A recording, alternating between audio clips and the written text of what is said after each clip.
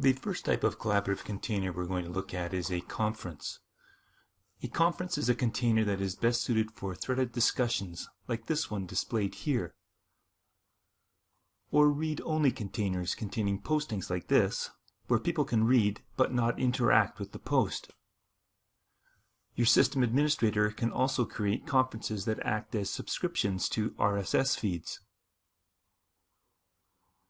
A conference has two panes, the list view on the left side and the preview pane on the right. They can contain subcontainers as well. When one clicks on a message in the left pane, it is displayed in the preview pane on the right. The messages are tied together or threaded by subject. If someone replies to a message in a conference, it is grouped along with all other responses to that subject.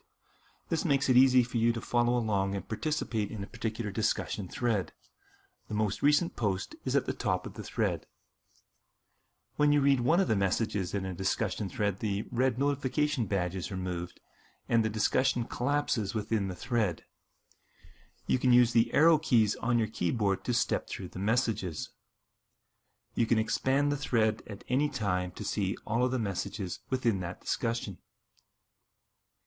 To create a new conference, return to your home screen and select New Container from the desktop menu. Click on Conference and then Next. Click on the icon at the top and choose an appropriate icon for your conference. Enter the name for your conference and then decide whether or not your conference should be published or not.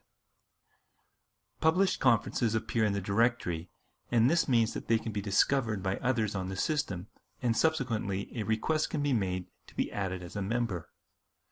Published conferences can also be addressed from within an email outside of the conference, either internally or from the internet. Unpublished conferences, on the other hand, are not discoverable and can only receive messages by opening the conference and clicking on the New Message button. We will make this one unpublished. Enter a brief description and click on Create. This will add the conference to your home screen, and it can be used for personal purposes.